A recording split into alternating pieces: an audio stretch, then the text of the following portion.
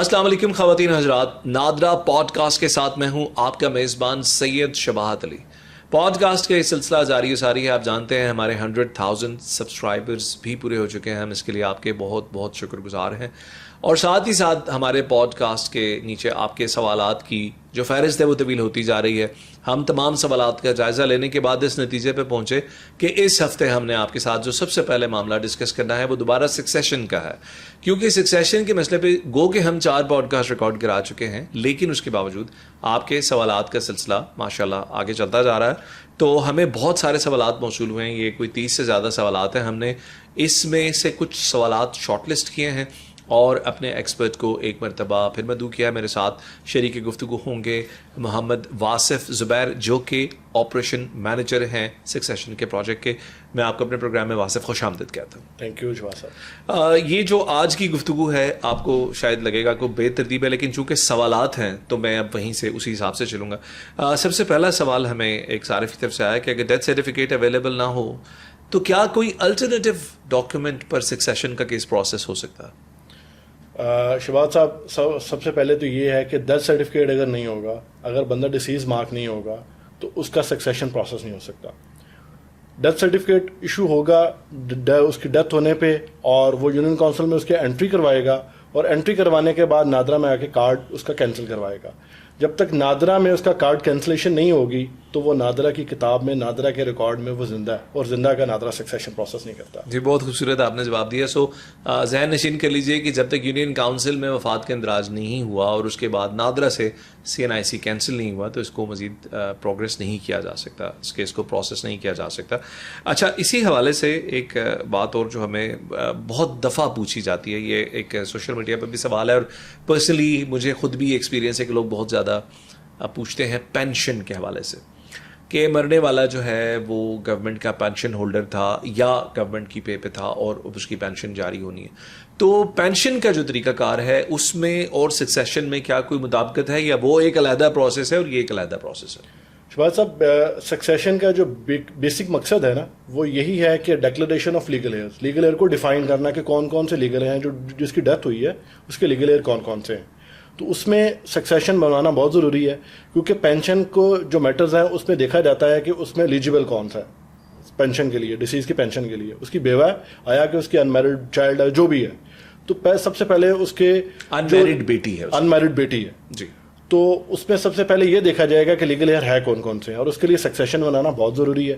اور اس پہ لوگ ہم سے پوچھتے ہیں کہ ہمیں ریکوائرڈ ڈاکومنٹ کیا چاہیے ہوں گے.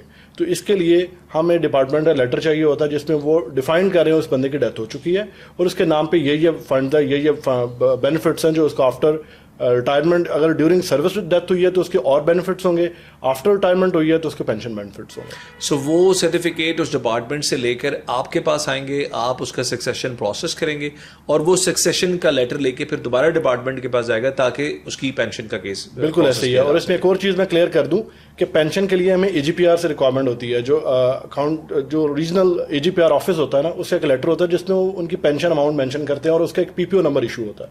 اس PPO نمبر کے اگینسٹ وہ ایک پینشن کا کیس ہمیں ریفر کرتے ہیں جس میں اس کی پینشن مینشنڈ ہوتی ہے، اور اگر ڈیورنگ سروس ڈیتھ ہوئی ہے تو وہ اس کا کنسرن آفس کا لیٹر ایشو کرے گا. سو لوگوں کی سہولت کے لیے یہ پروسیس اگر آپ 1 2 3 کر کے سمجھا دیں گے، پہلے کیا کرنا ہے، پھر کیا کرنا ہے، پھر کیا کرنا ہے. اگر اس کی ڈیورنگ سروس ڈیتھ ہوئی ہے تو اس کے لیے کنسرن ڈپارٹمنٹ، جس ڈپارٹمنٹ میں وہ کام کر رہا تھا، وہ کوئی لیٹر ایشو کرتے ہیں کہ اس کی یہ سروس تھی، اتنی سروس تھی، اور اس سروس کے اتنے بینیفٹس اس کے بن رہے ہیں، ڈیورنگ سروس جو بھی اس کے بینیفٹس بن رہے ہیں یہ اس کی ڈیورنگ سروس والے کی ہے. آفٹر ریٹائرمنٹ اس کی خالی پینشن ہوگی. پینشن کے لیے AGPR سے اس کی پینشن کے اگینسٹ PPO نمبر کے اگینسٹ ایک لیٹر ایشو چاہیے ہوگا. اور اس کے بعد آپ سکسیشن کا کیس پروسیس کر دیں گے اور پھر وہ سکسیشن سرٹیفکیٹ لے کر واپس جائے گا اور اس کی پینشن اپلائی. بالکل ایسے ہی ہے. اچھا آگے چلتے ہیں جی. سوالات کافی سارے ہمیں موصول ہوئے ہیں اور ان میں سے ایک سوال یہ ہے جو کہ مجھے لگا بڑا انٹرسٹنگ ہے کہ اگر درخواست نامکمل ہو تو کیا آپ اس کو ریجیکٹ کر دیتے ہیں رائٹ اوے یا پہلے ایکسیپٹ کر دیتے ہیں اور پھر کچھ عرصے بعد اس کو پتہ لگتا ہے کہ اس کی درخواست ریجیکٹ ہو گئی ہے؟ شباد صاحب، اس میں ہمیں روزمرہ میں تقریباً 500-600 سے زیادہ لوگ ہمیں ڈیلی وزٹ کرتے ہیں سکسیشن اپلیکیشن کے لیے ہمارے ہر سینٹر پہ. تو اس میں ہمارا جو سینٹر انچارج ہوتا ہے وہ اس اپلیکیشن کو اسیس کرتا ہے، اس کو تجزیہ کرتا ہے اپلیکیشن کو کہ آیا کہ یہ کس کیٹیگری میں فال کر رہی ہے، وہ سکسیشن ہوگی یا ڈکلائن ہوگی. اور ڈاکومنٹیشن جو ہے ہم آپ کو بار آپ کے پوڈ کاسٹ میں بتا چکے کہ کیا کیا ہماری ریکوائرمنٹس ہیں سکسیشن کے اپلیکیشن کے لیے. اس میں سارے ڈاکومنٹ کا ہونا ضروری ہے. اگر ڈاکومنٹیشن اس کی کمپلیٹ ہے تو ہم اس کا سکسیشن فائل کریں گے. اگر کوئی سم تھنگ کو مسنگ ہے یا فیکچوئل کنٹروورسی ہے تو ہم اس کو ڈکلائن کریں گے. سو ایک مرتبہ لوگوں کی سہولت کے لیے, حالانکہ آپ پہلے بھی کہہ چکے ہیں, ہمیں ذرا ڈاکومنٹس کی لسٹ جلدی سے گنوا دیجیے. سب سے پہلے اس میں اپلیکینٹ کا CNAC چاہیے, جو لیگل ہے ان کے CNACs چاہیے, FRC چاہیے, ان کی ڈیتھ سرٹیفکیٹ چاہیے ڈیسیز کا, اور CNAC کینسلیشن چاہیے, ایسٹ ڈاکومنٹ چاہیے, اور ایک آتھورائزیشن فارم چاہیے ہوتا ہے. اور یہ 7 ڈاکومنٹس لے کر انہوں نے اپنے تمام جو وارثان ان کے دستخط اور ان کی ویریفیکیشن, اگر پاکستان میں موجود ہے تو بایو میٹرک ویریفیکیشن کوئی باہر ہے تو وہ پاک آئی ڈی کے تھرو, پاک آئی ڈی کے تھرو ہمارے اس کے ساتھ آپ کی اپلیکیشن سبمٹ ہو جاتی ہے. اور پھر آپ کا آگے کتنے دن کا پروسیس ہے اس میں؟ جیسے ہی اپلیکیشن سبمٹ ہوتی ہے اور اس کے بعد ہماری نیکسٹ ڈے پبلیکیشن جاتی ہے کسی بھی ریناؤنڈ نیوز پیپرز میں, اور جیسے ہی وہ پبلیکیشن پبلش ہو جاتا ہے, وہ اس میں ایڈ آ جاتا ہے, تو اس کے 14 دنوں کے بعد ہمارا جو ہے نا سکسیشن سرٹیفکیٹ ریڈی ہوتا ہے, اگر سب لیگلی اور ویریفائڈ ہوں تو.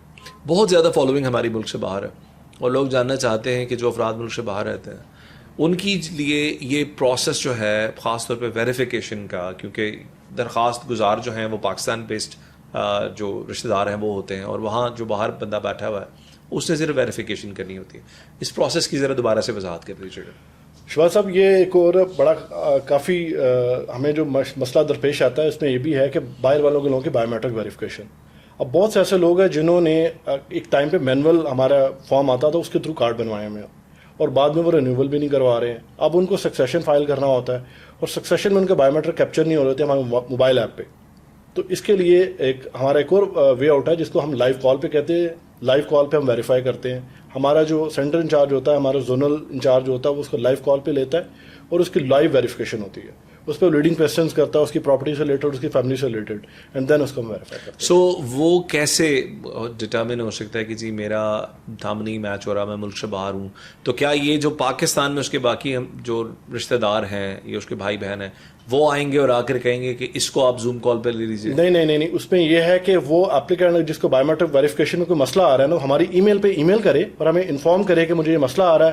ہم اس کا کیس کو ایویلویٹ کرتے ہیں اور دین ہم سینٹر انچارج کو بھیج دیتے ہیں کہ ان کا بورڈ کر لیں. تو اگر آپ وہ آفیشیل ای میل بھی بتا دیں لوگوں سے, csd@nadra.gov.pk csd@nadra.gov.pk پر آپ ای میل کر سکتے ہیں اور بتا سکتے ہیں کہ جی میری بایو میٹرک ویریفیکیشن نہیں ہو رہی, میرے لیے کال کا بندوبست کریں, اور پھر ایک ویڈیو کال کے ذریعے جس کا لنک آپ کے ساتھ شیئر کیا جائے گا آپ کے سارے کریڈینشلز کی ویریفیکیشن ہو سکتی ہے. اچھا, اس سے جڑا ہوا ایک بہت امپورٹنٹ سوال ہے مائنرز کے حوالے سے, یعنی پسماندگان میں کوئی نابالغ ناقص العقل بچہ ہے جو ابھی بلوغت کو نہیں پہنچا, تو اس کیس میں آپ لوگ ڈکلائن ایشو کرتے ہیں اور اس کو کورٹ میں جانا پڑتا ہے. تو اس کی ذرا ایک توجیہ سمجھا دیجیے, یا یہ بتائیں کہ اگر وہ کورٹ میں چلا جاتا ہے تو آپ کورٹ کے حوالے کیوں کرتے ہیں یہ میٹر, اور پھر کورٹ اس معاملات میں اکثر کیا کیا کرتا ہے, کیسے ڈٹرمن ہوتا ہے, کیسے اسرٹن ہوتا ہے کہ اس بچے کا کوئی حق نہ مار سکے. اس میں شہباز صاحب آپ کو بتا دوں کہ جو مائنر جتنے بھی مائنر والے کیسز ہوتے ہیں ہم ان کو ڈکلائن کرتے ہیں اور کورٹ بھیجتے ہیں. کورٹ فردر ان کو گارڈین سرٹیفکیٹ ایشو کرتی ہے, اور اس کی فیملی میں سے جو بھی اویلیبل ہو, اس کی مدر ہے یا اس کا کوئی نانا چچا ماما, کوئی بھی اس کی فیملی میں جو ہوگا اس کو گارڈین اپوائنٹ کرے گی. اور کورٹ اس میں یہ ہوگا کہ کورٹ کی مرضی کے بغیر گارڈین کی نہ کوئی پراپرٹی سیل کی جا سکتی نہ پرچیز کی جا سکتی ہے. جس کی گارڈین شپ لی گئی ہے بالکل ایسی مائنر کی نہ پراپرٹی سیل کی جا سکتی ہے, نہ اس کے بارے میں اور کوئی بڑا ڈیسیژن لیا جا سکتا ہے جب تک کورٹ سے پرمیشن نہ لے. بالکل, کورٹ سے پرمیشن نہ لی جائے. تو اس لیے ہم ایسے کیسز کو کورٹ کو ریفر کرتے ہیں, اور کورٹ گارڈین بنانے کے بعد ان کیس کو خود ہی وہ مانیٹر کرتی ہے. آصف, آپ کی آمد کا بہت بہت شکریہ. خواتین و حضرات, ہم اپنی اس گفتگو کے سلسلے کو آگے بڑھائیں گے. ہمیں آپ کے سوالات کا انتظار رہتا ہے, اور آپ انشاءاللہ جیسے جیسے مزید سوالات ہم سے کرتے رہیں گے, ہم ویسے ویسے انشاءاللہ ان سوالات کے جوابات دیتے رہیں گے. ہمارے چینل کو لائک کریں, سبسکرائب کریں, اور وہ لوگ جو آپ کے جاننے والوں میں سے ایسے ہیں جن کو اس انفارمیشن کی ضرورت ہے ان تک اس پوڈ کاسٹ کا لنک ضرور شیئر کیجیے گا. اجازت چاہتا ہوں. اللہ حافظ.